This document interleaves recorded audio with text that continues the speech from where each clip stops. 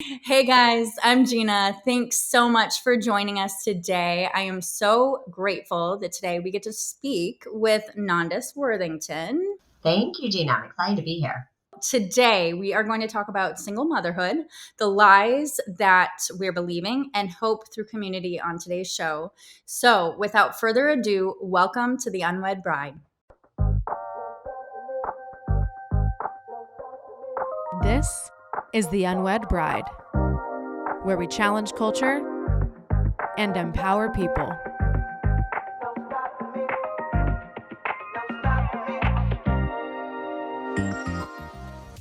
As women who unexpectedly found ourselves to be single moms, we did not realize the stigmas, the hurts, the issues, the unexpected surprises that would be associated with our lives. The Unwed Bride is a show where we want to bring light to situations that might be holding us back, to challenge any learned beliefs and behaviors, and empower you to make any necessary changes in order to live your life to the fullest. Nondas, thank you so much for taking the time to be with us today. You are not only a highly accomplished woman, you are an incredible mother and a now wife again. And you are someone that has been a mentor to me, come alongside me, and really been someone that is the first single mom I've been able to look up to, really relate to, and be open and vulnerable with. So I thank you so much for being here and for being a part of the Unwed Bride today.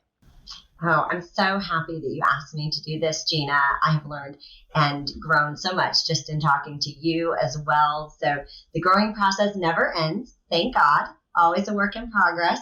So Yes. I'm really excited today to talk about some of the things that we've been discussing in our coffee time. Would you go ahead and kind of fill us in? Tell us a little bit about yourself. Okay, well, I'll make it memorable because I know your listeners are thinking another Nondas. Whew, how am I going to remember this one? But I am a mom of a 20-year-old. I'm a wife of I won't say his age, but a lovely man. And I am an attorney by trade, although I haven't practiced law in a really long time. I actually joined a recruiting company years ago as a recruiter. It was literally the perfect job for a single mom. It was lucrative, it was flexible, and really it was fun.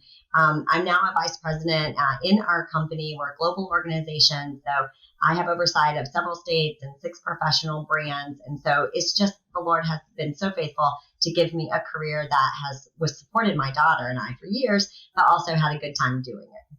Love it. So I love that you have gone before me and that you are a few years out of the true single motherhood thing. So for myself, I found myself having been betrayed in my marriage and having asked my children's father and my husband at the time to leave. I was left with 2 young kiddos at the time. I believe they were 4 and 2. Yep, that's correct. And unfortunately, it wasn't a safe, stable situation for them to be with their father at all. And so they were 100% fully mine. And that was in 2019. So it's now been about 3 years of full on single motherhood where I now have full sole custody of my 2 kiddos. How about you, Nondas? So some similarities, some differences, as you know, Gina. So I was married to my daughter's dad as well. We basically spent our 20s together, and he met someone else when my daughter was 4 months old, and he ultimately married that woman. And so we co-parented, the 3 of us, for a pretty long time. My daughter's 20 now, so we're definitely looking back in the rearview mirror. But because everything sort of exploded during infancy, it was a walk it out journey for sure. But it gave me a lot of opportunity to be able to grow and develop. I think you're exactly right when you say it's not anything anyone ever expects. And I think there's sort of an exquisite pain involved when you are the sole custodian and your kids aren't safe to be with their dad. It's a different kind of pain to be parenting with people who've hurt you. Yes, Nandis, I think something that I did not realize was not only was my heart freshly broken from just the discovery and what I found out. But then I was with this brand new situation where my children were grieving as well. And so suddenly you're on your way to separation and simultaneously helping your children grieve and 100% 24/7 taking care of their needs, and just the multiple emotions and everything that you're juggling and taking on all at once was beyond. um, I mean, I kind of had to go into shock mode, into survival mode, to even function. Did you feel similarly, or how was that for you? Yeah, same. I think part of my story was, my daughter was so young. So I didn't really understand what was going on till some time had passed. And by the time I did, I really didn't understand that I was in the throes of postpartum depression. I didn't know what that was. I'd read about it and I'd heard about it. But to be honest, I've always been really strong, really confident, very independent person. And so it didn't even occur to me that I could be depressed. I actually wasn't even someone who was sad often. I was generally a happy person. In retrospect, I can see that there were signs of it, but at the time when you're in it, it just feels dark and you know something's off, but you don't know what. So I totally relate to what you're saying. Once I realized that that's where I was mentally, I was able to get a hold of that, move out of that, but then you are in survival mode, which I think is sometimes your brain's way of protecting you. You really can't process all that trauma at once. You have to take it in bite-sized pieces. And you've got this life depending on you. And you can't let your emotions overwhelm you to the point of debilitation. I know that does happen, but God was grace, gave me a lot of grace to make sure that didn't happen with me. And so I find that you process it in stages as you're able to, as your brain can really absorb it. And I think giving yourself some grace and time to do that is really important. I'm a little impatient by nature, and I like to solve a problem quick, like a bunny, real fast. Mm-hmm. And it was taking a long time. I was like, what's going on here? I should feel better. And so being patient with the process is something that the Lord really worked on with me. So good. So how many years removed from single motherhood are you now? And so my husband and I have been married 6 years. And so I met him 2 years before that. So basically I had my daughter when I was 29, and I met my husband when I was 40. So I was single for 10 years. And when I say single for 10 years, I mean, I did not introduce her to a romantic partner or person. I really didn't have a long-term relationship during that time. I was using a lot of emotional energy on other things. Can you relate to me in this? I remember I got so into this zone of functioning, doing all the things for the kids and trying to for myself, and really having very little help for numerous reasons. But I remember having the thought, maybe I should just take him back, because he wanted to come back despite terrible things. And I remember having the thought, I can see now why people just, ignorance is bliss. I'm going to pretend I don't know about this because I just need help functioning. Does that resonate with you at all, Nondas? Yes. I mean, in my scenario, I fought really, really hard for this marriage, even after there was infidelity. Was my heart broken? Yes. Was I really angry? Yes. Am I scary when I'm angry? Yes. And I was pretty sad too. But I had this laser focus at the time that I wanted my daughter to have her dad every day, the way that I had my dad. Now, the dream had already sort of been broken that he was going to be the person my dad was, have an extraordinary dad. But I felt like this could be a redemption story. I felt like we could heal stronger at the break. I felt like if I prayed enough and I believed enough and I claimed it enough, that God would restore this family. And I spent a lot of time invested in that. And there was some really painful, unfortunate waffling back and forth during that time. And I really sort of hung in there. In retrospect, I'm glad I did. I felt like it was important to say that I had given it my all, but it did create a space where I felt pretty offended by God. I felt like he didn't really protect me, or he didn't do this amazing miracle that could have been a testimony. I had so many reasons that he should be doing what I want him to do. And so that definitely created some space in there where I really had to work through what are my expectations of the Lord, and how can I serve him, and how can I trust him.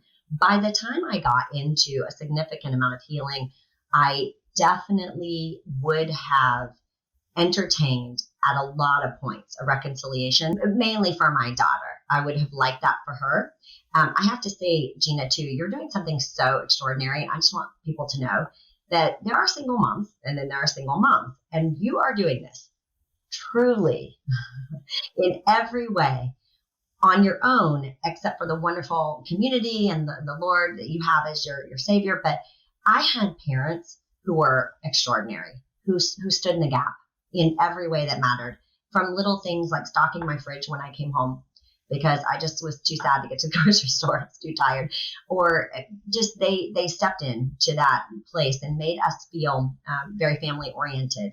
I did have a few years in North Carolina where it was just me and my daughter, just 3 years.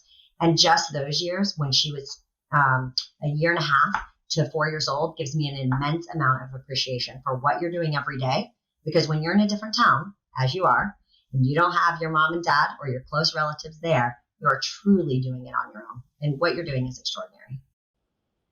Thank you for saying that. And I will say, I am so grateful that when we don't have blood family, that if we go before the Lord and ask him and trust him at his word. And that was really hard for me to do because I had so much shame and guilt. I wanted to stay hidden because in some ways it was just easier, but really putting myself out there. And for me, that was starting to go to a church in our local area. And that's where I met Nondas and Danielle. And it has quite seriously changed our lives. And in many ways, this community and these friends have become the family that I needed, that maybe wasn't even filling in gaps before. And now I know, that love and that care, and in so many ways. So I thank you for that. And one day I so desire, and I know, and I just proclaim that I will be a mom who's probably not a single mom anymore, but who is loving the single moms and just like pouring into them like you have for me.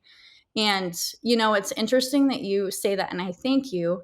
But I think when people meet me, they assume almost always, and they'll ask, oh, or, when the kids come up, oh, well, what's your custody situation? Because then we can go out on every other weekend or something like that. Or the idea of dating again, like, oh, well, can you go out? When are your kids with their dad? Well, that's not a reality for me. So just some of those things. And then feeling like you need to qualify that, you need to explain that, yet you want to protect your children. You know what I mean? It's just, there's a lot of different ways to single mom. And I'm so grateful that you had your parents and your family, and appreciate that you understand what it's like to be on your own as well with a little one and working full time. So Yes. did you ever encounter any type of like judgment or stereotype, whether it be like in the church or outside of it in the world as a working professional? Did you encounter that at all? It's so funny that you say that. I thought about this a little bit because I know you and I chatted a little bit about this. There are stereotypes about single moms, and we all know those. And I think I was so self-conscious about it. I'm not sure how much other people were thinking it, but I know I was in my own head. And one of the biggest revelations for me was the Lord showing me that it doesn't matter how you became a single mom. You may have been promiscuous. You may have been irresponsible. You may have been, worst case, manipulative. But if you're a single mom, you brought a life into this world that you decided to keep. And God has a restoration plan. And the women that have children that were born out of those circumstances need so much love and support. The same way as those of us who ended up being single moms just because someone wronged us. And I confess that I feel like I had some judgment in my heart before I was a single mom and assumed certain things. Man, I'm telling you, ladies, the Lord gave me a new heart. He says he'll give you a soft one and not a hard one. And he made a new creation out of me. And that was a lot of it. And it freed me up, Gina, from having to tell my story super fast, real quick, so people wouldn't think I was that single mom. And half the time they were probably just like, lady, I was just asking if that seat was taken. You don't need to tell me. I had to get that infidelity out quickly, because I just want to say, and I'm good. I'm good. And, I didn't need to be doing all that. So I will say that it is tough being a single mom when everyone around you is couples. And that is often what you find in church. And that is not a criticism of anyone who's married and goes to church or as a 2-parent family. But sometimes couples don't want to hang out with you when you're the single mom. It's just a funny dynamic. At school, my daughter went to a private school in Boca for a lot of years. Everyone seemed to be married. And so those are the times when you do feel a little bit like, okay, I'm a little bit the odd one out. And that's, I think, where, God just shows up and says, I'm right here. I mean, I literally am right here. You maybe can't see me with your eyes, but I hope you can feel me. And over time, I felt more confident with that. I didn't think that community and friendship was possible because my time was so consumed. My income was massively restricted. The needs of my children were great. One of my son has complex medical needs, a genetic disorder, and I just thought that it's just not for me. That all I am now, despite having a history of success as, a therapist or as a coach or as a teacher, all the things that I thought now, like, I'm just a slave to motherhood by myself. I got to do this, Miss Independent. You have what it takes, Gina. You're strong. Like those things that people tell you, it used to hit me hard when people would say, but you're so strong. I understood their heart behind that.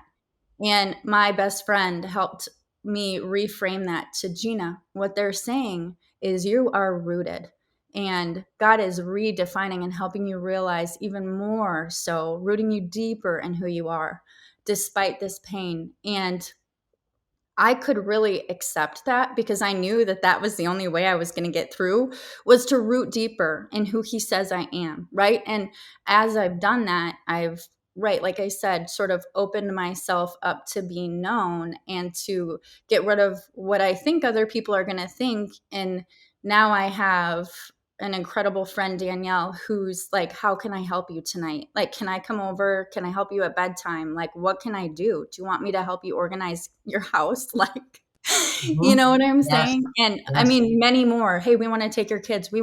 But it took me sort of submitting myself to being known and to expressing my need. And that was just hard because I was so afraid of what their narrative was going to be about me. And now I've just known this love and this acceptance, and feel so much less alone and like freed to be more than just mom.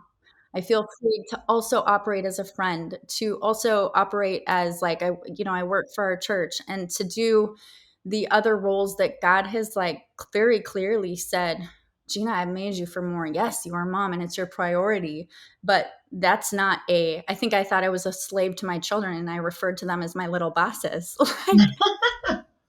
And sometimes they are, but there's so much more in dropping the preconceived notions and those ideas that I thought other people held, that I once held. You're exactly right. That's why I was so consumed with thinking they held it. And just humbling myself, it's freed me up to just falling more into my identity. And, even the title of this podcast, The Unwed Bride, I feel the Lord saying, Gina, you lack nothing. I am the ultimate bridegroom. You are now more a bride than ever. Ring on your finger or not, And so that is what I have had to heal into and continue to grieve through ultimately, right, Nondas? I'm sure you would say that your grieving, like you said, happened in stages. And I am learning that grieving through the eyes of my children, like grieving with them, looks different than my own grief. Like I have to carry that differently, and I have to actually show them a healthy way to grieve so they can see, like, mommy's sad sometimes too. It's okay if you are. You can talk to me, and that we really get to do that process together, even though it looks unique for children versus adult and mom and family. Agreed. I think that's so true. I think you're modeling something so healthy for them when they see that. And I think I was listening to this podcast the other day. The Purpose of Pain. It was by Rick Warren, who, wrote The Purpose Driven Life, and his son committed suicide. And he knows about pain, and we know about stewarding pain and the purpose of pain and how that can make you grow. And when he said, you don't get over the grief, you get through it. I have a very big birthday tomorrow. I've been married 7 years. Woohoo! I will tell you, it's a ripple, this divorce, this single momhood. It is a ripple. It is not something, it will never, ever not be part of me, but it doesn't have to be the defining part. And the grief is significantly blunted, and the growth is so amazing. And it is such a wonderful place to be where I am now.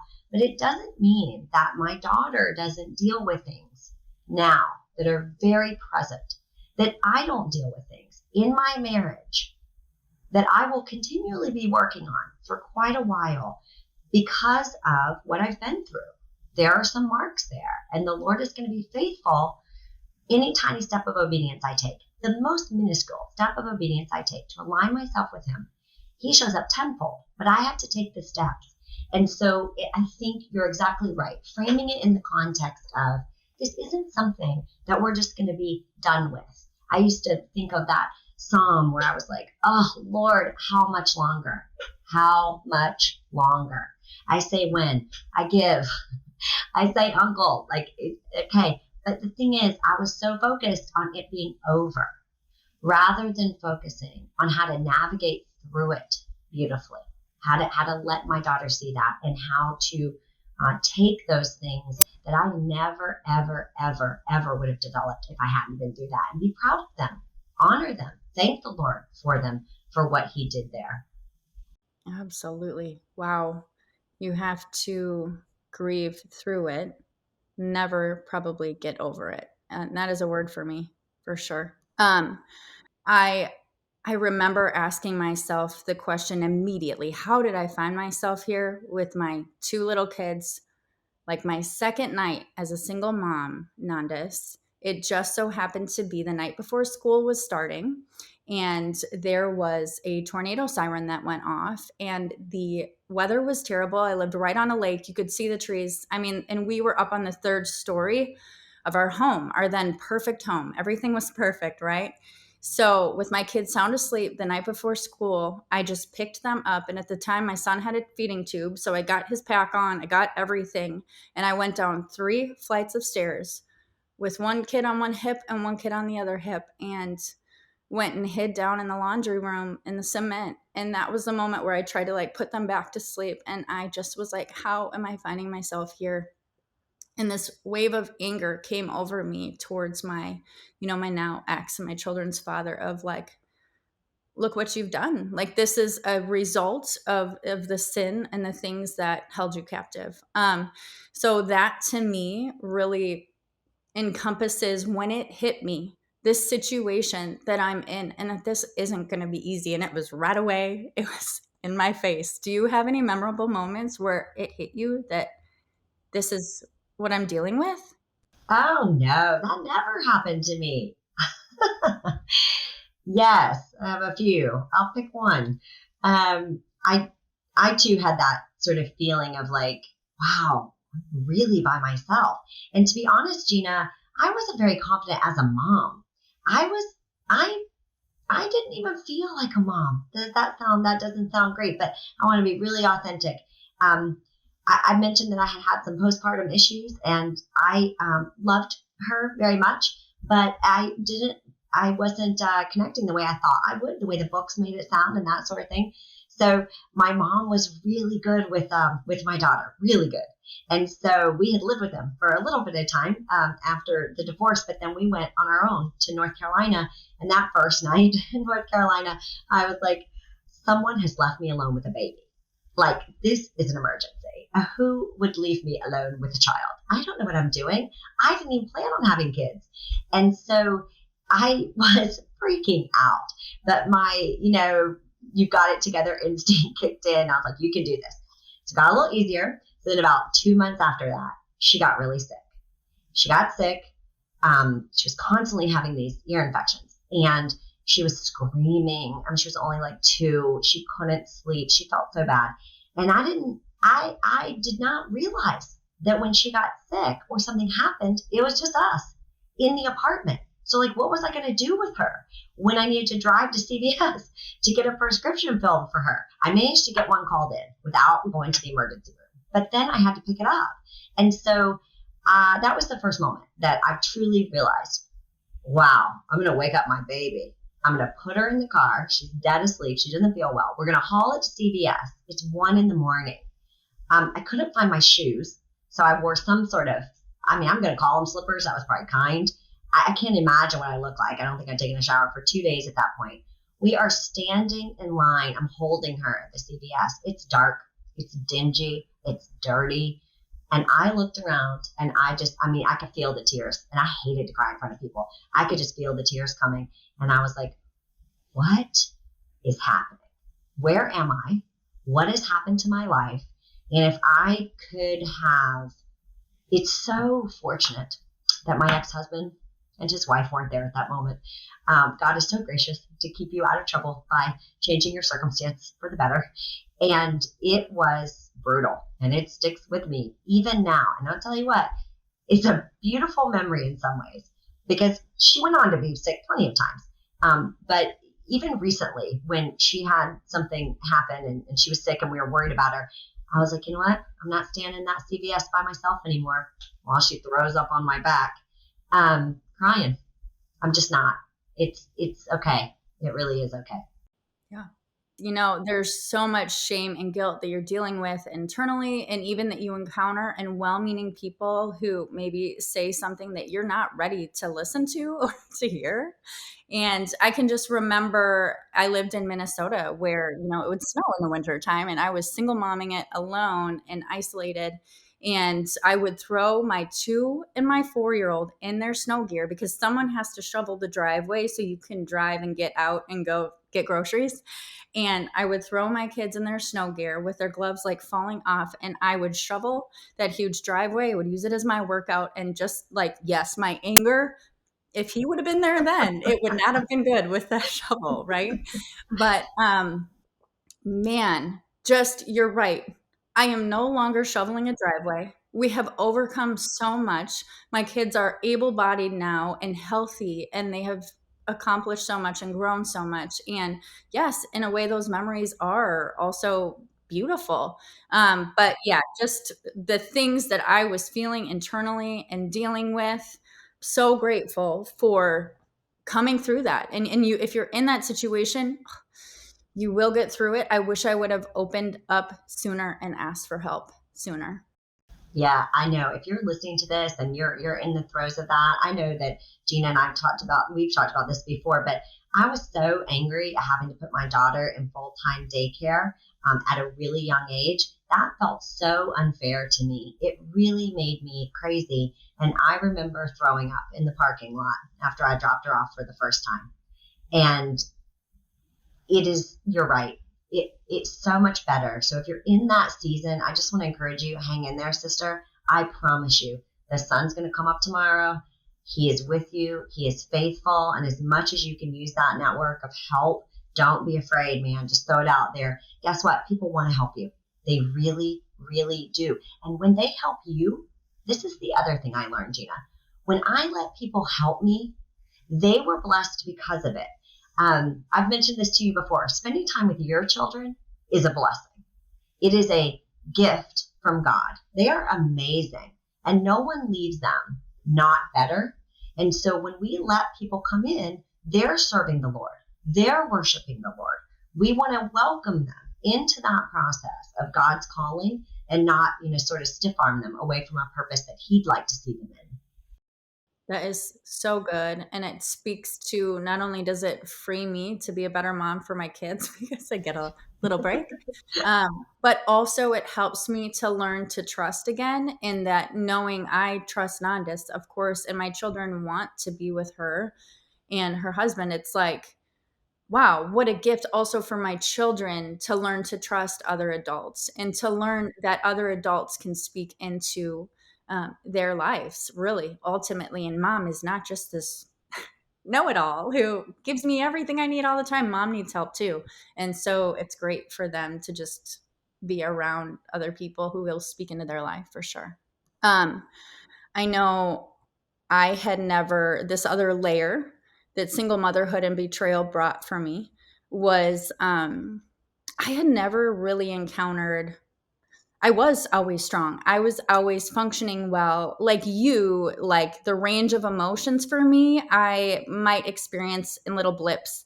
But I was never the high school girl that struggled with identity issues or self worth or self esteem or anything. I was always pretty confident, always believed in prayer and had faith for things that God would bring to me. And it was really, that's just how it went. So suddenly, when I was faced with this situation for the first time in my life, I'm not good enough, like I'm not beautiful enough. I'm all these, it's like I became a teenage girl inside of a mom, which presents a lot of its own issues. But thankfully with an incredible therapist who had been through something Yes. similar, I worked for about a year and a half at all of that and realized that it opened me up to just a full human experience and relating so much more to people. And I mean, yes, just drawing me closer to God, like realizing that grief was also grieving for myself, what I expected my future to be, what I had mapped it out to be. Yes. And like I said before, grieving for my children. So, man, just the layers. And I'm so grateful to have the community that I have found in you guys to help walk through this. And being forced Nondas has been so good for me and Danielle, because with all the love in their heart, Nondas says, Gina, I have offered to help you. How many times? You need to accept my help. And that is so hard for me because of firstborn, only girl, all the things of my childhood, like I've mentioned. So, um, yes, Nandis, I know you had your family to accept that help, but did you have other community that were in that ring with you? I mean, I would have had a lot more had I been humble enough to take them up on it early on. I will say it was an opportunity for the Lord to work on my heart because, like you, I was like, okay, I got this. I got it. And technically, I did, except it's almost impossible to do it on your own, mentally, emotionally, physically. It's just impossible. And so I was not good at accepting help. It is one reason why I was comfortable saying to Gina at one of our coffee dates, hey, I see what you're doing. I'm offering to help and you are not taking it. And I know why. I have been there. But this is not a long-term strategy. This is a marathon, not a sprint. So we got to take those water breaks. And I did have an amazing community of, I've always had so many girlfriends. I'm sort of a girl's girl. I relate to other women. I've had very strong friendships throughout my life. And they showed up big time. And some of them were married and some were still single and some weren't Christian and some were.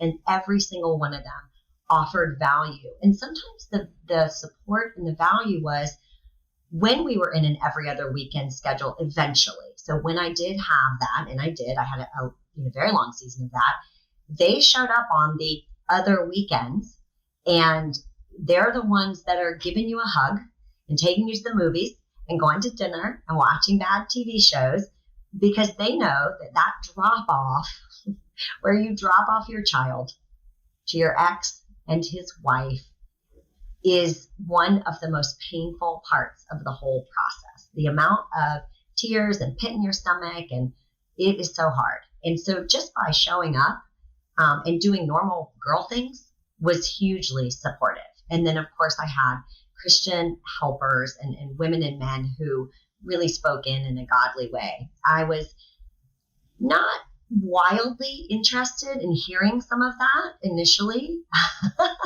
I was when God did not behave as I wanted him to behave and did not listen to my very good plan that I felt like was better than his. I had a moment and I needed some time to have people there who were standing in the gap praying for me, who were interceding for me, who were believing it on my behalf.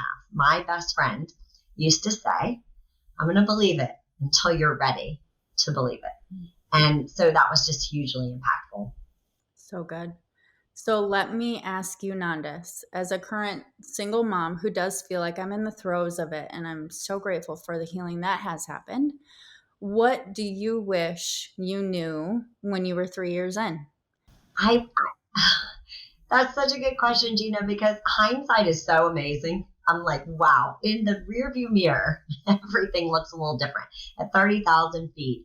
The first thing is I would come against the lies that Satan tells you hard and fast. I would fight that spiritual warfare battle um, in a way that left no room for those lies to be part of my life. I spent a good number of years believing some of these lies that I think all single moms believe, and those aren't true. And Satan has the power you give him. And the victory is already yours. And you can absolutely have a sound mind, a clear mind, not confused, not tired, not overly anxious. It is entirely possible, but those things have to be driven out. So I'd fight that good fight early and often, because with practice, it becomes such a different playing field. I would accept any and all help because it is part of humility. It is part of the community. It is good for your children. It is so important for them to have voices speaking into their lives. So that's definitely something I would do. I referenced earlier, patient with the process. Instead of it being over, what can I learn through it? Knowing that even if it's something that is always part of my life, that also means the goodness will be too. That's an opportunity for me to still keep growing. And I had one more that I want to, stay in dialogue. I'm sorry, I looked at my notes there. Stay in dialogue. So I was kind of mad, I was offended by him. I'm reading this Bait of Satan about offenses and how powerful they are in your life. Whew. And I wasted some time when I could have been happier and more fulfilled and more fruit of the spirit joy because I stopped talking to him for a period of time. Stay in dialogue. As you said at your testimony at church not that long ago, you can cry out to him. When I read that over a third of Psalms is laments, and I mean, not the kind of laments that are sugar coated. Like you get in there and they're eating their tears and they're, it is like gut wrenching, soul wrenching. The dreams are gone. I am lost. Where are you? He needs to hear that from you because that dialogue, no matter, he sees your heart and that dialogue is so authentic that he can speak into it and heal us. So I would just say stay in dialogue as you are consistently so that he can show up and do something amazing. So good, Nondas. What I have going through my head is an old memory when I was single in my 20 somethings. And gosh, I can picture myself in my bedroom where this question, when I thought I was struggling then, and I was, it's all relative, right? Of course. But this question of, God, what can you be to me right now in this moment that you would otherwise never have an opportunity to be? So in my single motherhood, God, like, what can you be to me? Please be to me. I need you to be to me in a time that I'm honored that like I can know you in a way that others will never, And That's right. so that's what that phrase just brought to mind for me, something from my past, an old prayer. I love that so much. Um, Here's another angle on this question. Your sweet daughter, what would you say to her if you could speak to her when she was little, as she traverses this with mom and in the waves of it and certain elements of it? What would you say to her? So I think this is still one that is a work in progress for me, even though she's 20 now. So during the time when she was young, I really there was a lot of prayer. There was a lot of seeking counsel of wise people. And there was a lot of therapy involved there for me because I really wanted that messaging to be healthy. That's why I love that you're modeling what that grief looks like, but in a healthy way, walking it with the Lord. I really wanted my daughter to not know the details of what happened in our marriage for as long as possible. I wanted to protect that space for as long as I could. I am not saying that was the right thing to do, ladies. So I'm not giving advice on that topic. You have to do what the Lord's showing you. For me, that was the right thing to do. When she started asking questions, I was honest with her because I do believe the truth. I think if you abide in his word and you know the truth, it will set you free. And I don't think there's going to be any freedom with any kind of untruth. So I did share with her the minimum that I could. Since then, more has evolved, but she has watched me and remembers and references times when I was very sad, but then I made sure that I also showed her the joy. I've always, because it was me and her alone for so long, I did not make her my friend. She's not my friend. She was my daughter. She wasn't going to be my support system. I did not want her taking care of me. But I talked to her about, from a very young age, I talked to her quite a lot about what Satan tells you, about what goes on in your mind, about the power that you have, about the opportunities when things don't go right at school, or when someone hurts you or disappoints you, as they will when you're in fifth grade. Sometimes, you don't get invited to someone's party. And so those are all opportunities that I was able to use what I had gone through. And it was a lot more extreme, but kind of say to her very authentically, let's see what God's going to do with this. Let's honor that your feelings are hurt and you feel sad and bummed. But let's also think a little bit about what we think is going on here and what we can learn. And so I think that was really helpful. You hit the nail on the head, Gina. The worst part about all of that time period is always and will always be, to me, the impact on her. That was my primary concern. As moms, we'd rather just give all the pain to me. I don't want to watch her heartbreak. I'd rather mine get crushed 8,000 times. And so a huge part of the process that you will face as you move forward, as your children navigate whatever relationship they end up having with their dad, all the same things about pain that we've learned, the purpose, the stewardship, the reward, those apply to your kids. And so your kids, you're going to have to watch them struggle through some things. And I've had to watch her struggle through some things. And I think it's interesting that the Lord gave me two situations: my husband's infidelity and watching my daughter process the pain of the divorce and all the ripple effects. I wasn't able to speak into that at all in any way that would change it. I couldn't change those facts. And I don't think it's a coincidence or a surprise or an accident that the Lord put us all in a position where he is the only one that could redeem that for her. I couldn't fix it for her. She has to rely on him, and she's working through that every day. Beautiful. Wow. Okay. I have you on speed dial, Nondas. And I know for me, as we wrap this up here, having someone say to me, please accept my help. I know accepting help is hard for you, Gina, but please do. I acknowledge that it's hard. I get it. I want you to receive it. That has been so helpful for me. How would you encourage community to help out single moms and kind of support them? Yeah, again, I think this is a really important point. If we have a lot of well-meaning friends in our lives and loved ones who really want us to feel better.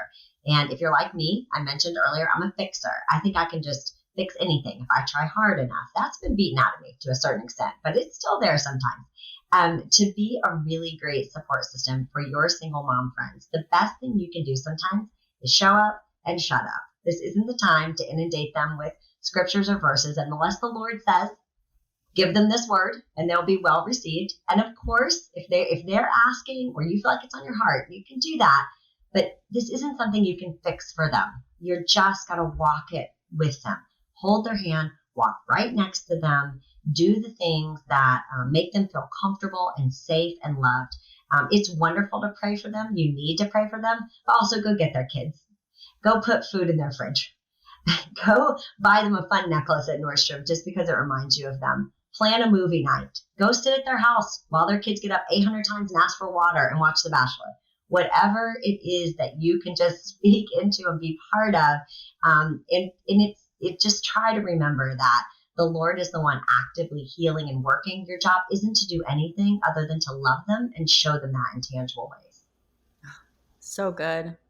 Nondas, you are amazing. You really are. You're just such a gift. I'm so grateful that your pain has been a testimony to me and so many others.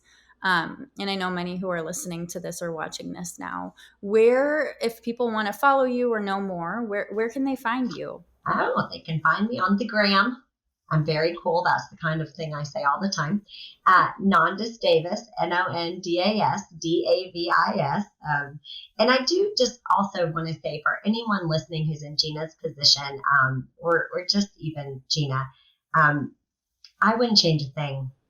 Not one single solitary thing. I liked that girl in my 20s. I liked her. She was so fun. She was very free. She was very fun. Let me add that one more time. She was having a good time. She did life well. She did her 20s very well. But I can't believe the ways in which I have been broken and put back together into something that I didn't even think was possible. I never, ever thought I could be this close to the Lord. I didn't. And he has literally changed me. He has healed my heart. He has healed my mind.